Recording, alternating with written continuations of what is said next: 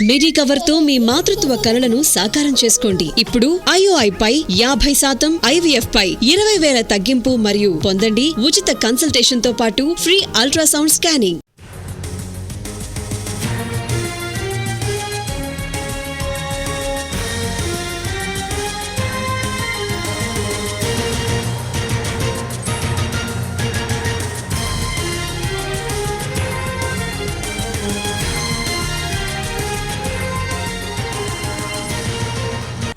ఏపీలో రాజధాని నిర్మాణానికి 62,000 కోట్ల రూపాయలు అవుతుందన్నారు మంత్రి నారాయణ. రాబోయే 3 ఏళ్లలో అమరావతిని ప్రపంచ స్థాయి 5 రాజధానుల్లో ఒకటిగా నిలబెడతామన్నారు.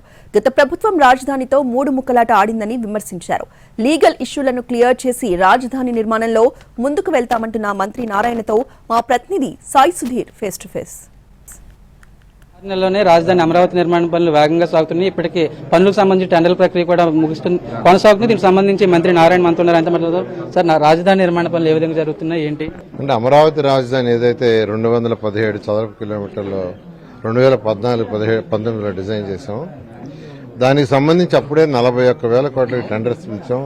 వర్క్ స్టార్ట్ అయినాయి. 5,000 కోట్లు పే కూడా చేసాం. అయితే ప్రభుత్వం పోవటం, గత ప్రభుత్వం 3 ముక్కలు ఆటాడుతూ దాన్ని పక్కన పెట్టింది. అయితే ఈ ప్రభుత్వం వచ్చిన తర్వాత వచ్చే ముందే ముఖ్యమంత్రి గారు ఎలక్షన్లో చాలా క్లియర్గా చెప్పారు, ప్రభుత్వం రాగానే అమరావతి రాజధాని నిర్మిస్తామని. దాని ప్రకారం యాక్చువల్గా ఈ ప్రభుత్వం వచ్చిన తర్వాత దాని మీద కసరత్తు మొదలుపెట్టాం.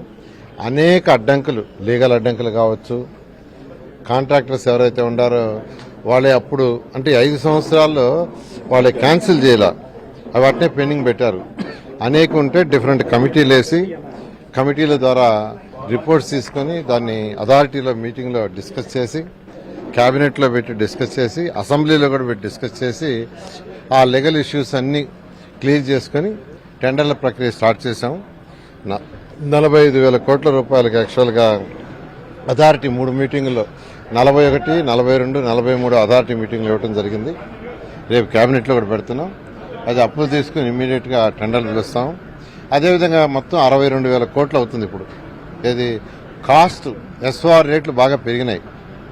ఇది కంకర కావచ్చు, స్టీల్ కావచ్చు, ఇవన్నీ అది పెరిగిన దానివల్ల దాదాపు 28% నుంచి 35% రోడ్లు పెరిగినాయి.